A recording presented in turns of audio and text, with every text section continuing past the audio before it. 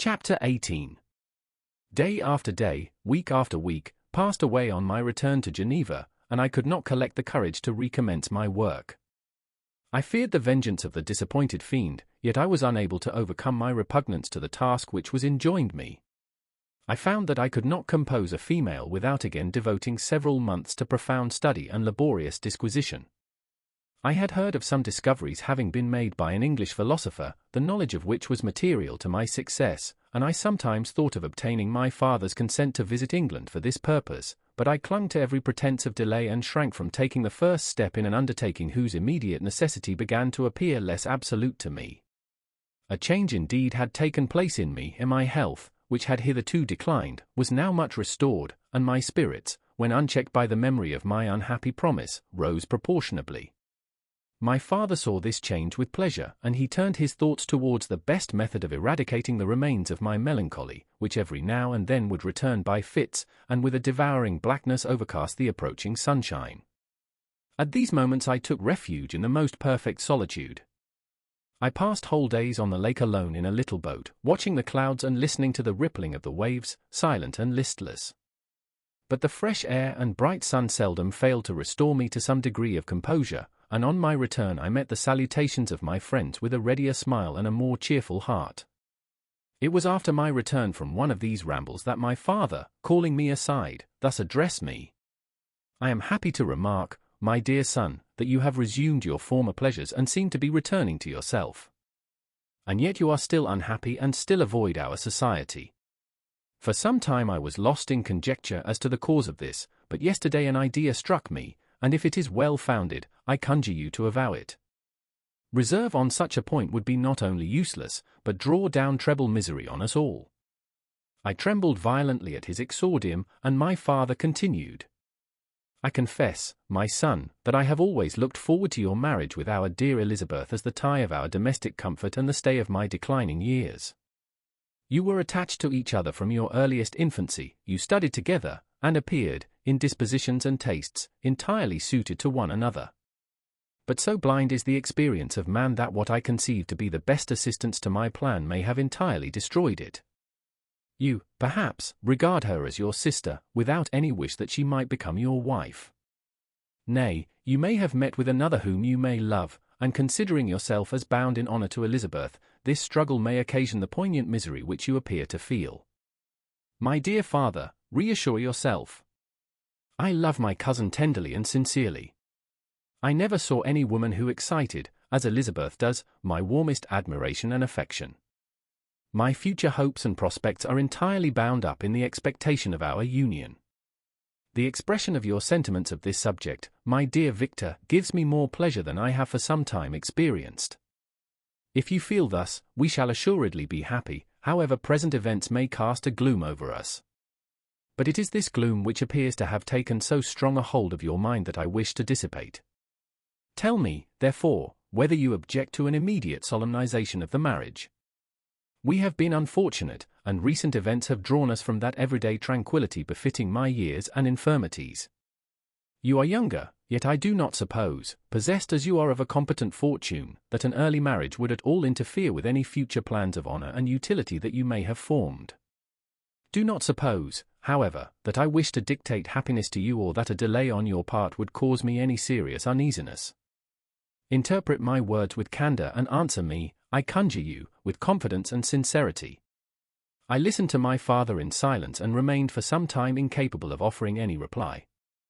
I revolved rapidly in my mind a multitude of thoughts and endeavored to arrive at some conclusion. Alas! To me the idea of an immediate union with my Elizabeth was one of horror and dismay. I was bound by a solemn promise which I had not yet fulfilled and dared not break, or if I did, what manifold miseries might not impend over me and my devoted family? Could I enter into a festival with this deadly weight yet hanging round my neck and bowing me to the ground? I must perform my engagement and let the monster depart with his mate before I allowed myself to enjoy the delight of a union from which I expected peace. I remembered also the necessity imposed upon me of either journeying to England or entering into a long correspondence with those philosophers of that country whose knowledge and discoveries were of indispensable use to me in my present undertaking. The latter method of obtaining the desired intelligence was dilatory and unsatisfactory. Besides, I had an insurmountable aversion to the idea of engaging myself in my loathsome task in my father's house while in habits of familiar intercourse with those I loved.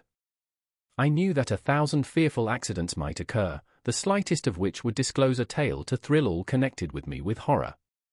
I was aware also that I should often lose all self-command, all capacity of hiding the harrowing sensations that would possess me during the progress of my unearthly occupation. I must absent myself from all I loved while thus employed.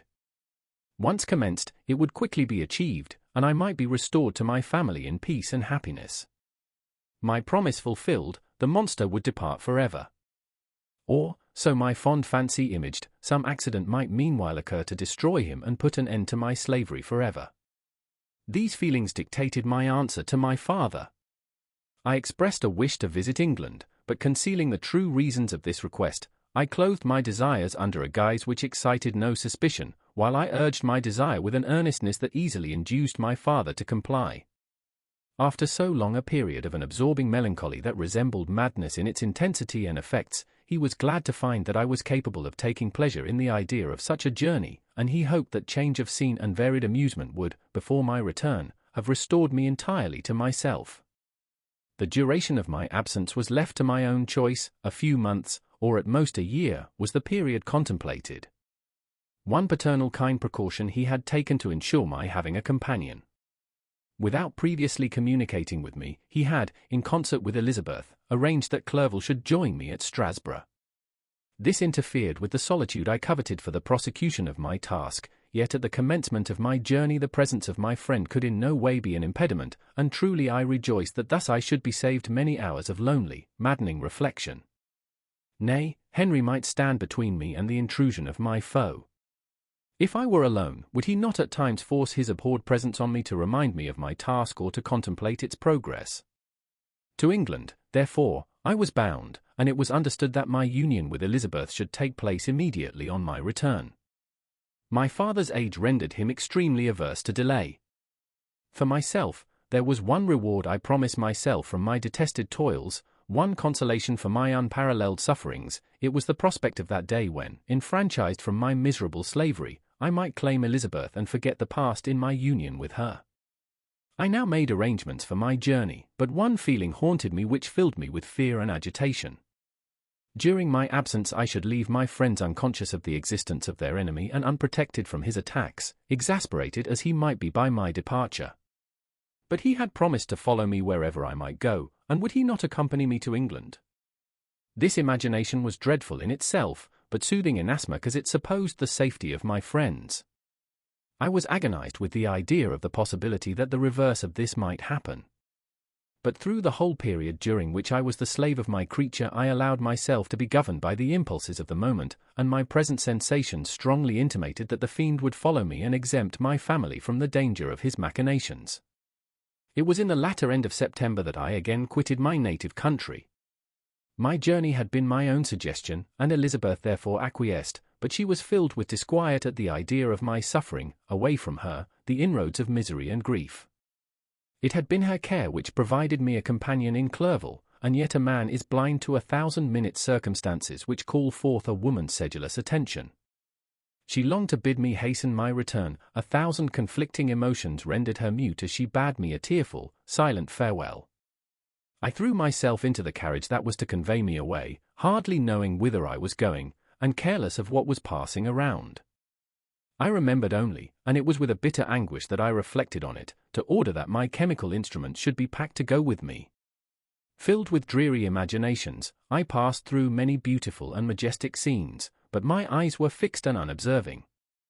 I could only think of the bourne of my travels and the work which was to occupy me whilst they endured.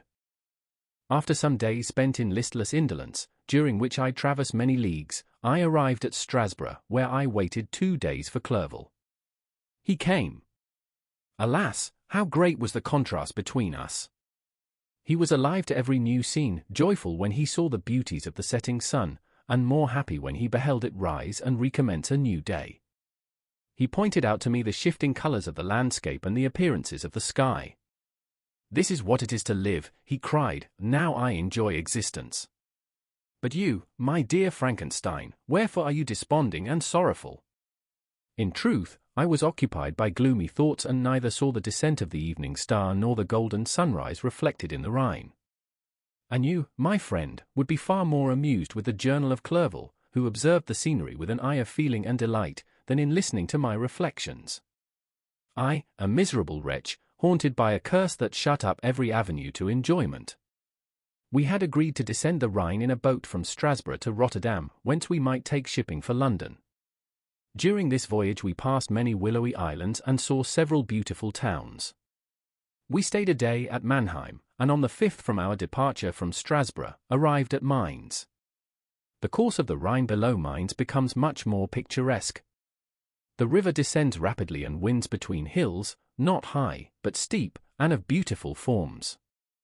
We saw many ruined castles standing on the edges of precipices, surrounded by black woods, high and inaccessible. This part of the Rhine, indeed, presents a singularly variegated landscape. In one spot you view rugged hills, ruined castles overlooking tremendous precipices, with the dark Rhine rushing beneath, and on the sudden turn of a promontory, flourishing vineyards with green sloping banks and a meandering river and populous towns occupy the scene. We travelled at the time of the vintage and heard the song of the labourers as we glided down the stream.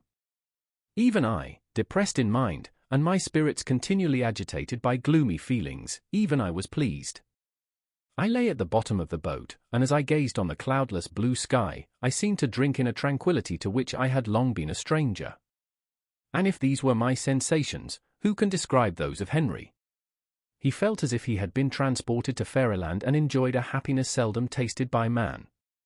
I have seen, he said, the most beautiful scenes of my own country. I have visited the lakes of Lucerne and Uy, where the snowy mountains descend almost perpendicularly to the water, casting black and impenetrable shades, which would cause a gloomy and mournful appearance were it not for the most verdant islands that relieve the eye by their gay appearance. I have seen this lake agitated by a tempest, when the wind tore up whirlwinds of water and gave you an idea of what the waterspout must be on the great ocean, and the waves dash with fury the base of the mountain, where the priest and his mistress were overwhelmed by an avalanche and where their dying voices are still said to be heard amid the pauses of the nightly wind. I have seen the mountains of La Valard and the Pays de Vaud, but this country, Victor, pleases me more than all those wonders. The mountains of Switzerland are more majestic and strange, but there is a charm in the banks of this divine river that I never before saw equalled. Look at that castle which overhangs yon precipice, and that also on the island, almost concealed amongst the foliage of those lovely trees, and now that group of labourers coming from among their vines, and that village half hid in the recess of the mountain. Oh, surely the spirit that inhabits and guards this place has a soul more in harmony with man than those who pile the glacier or retire to the inaccessible peaks of the mountains of our own country. Clerval, beloved friend, even now it delights me to record your words and to dwell on the praise of which you are so eminently deserving. He was a being formed in the very poetry of nature. His wild and enthusiastic imagination was chastened by the sensibility of his heart. His soul overflowed with ardent affections, and his friendship was of that devoted and wondrous nature that the worldly-minded teach us to look for only in the imagination. But even human sympathies were not sufficient to satisfy his eager mind. The scenery of external nature, which others regard only with admiration, he loved with ardour. The sounding cataract haunted him like a passion, the tall rock, the mountain, and the deep and gloomy wood. Their colours and their forms were then to him an appetite, a feeling, and a love that had no need of a remoter charm, by thought supplied, or any interest unborrowed from the eye.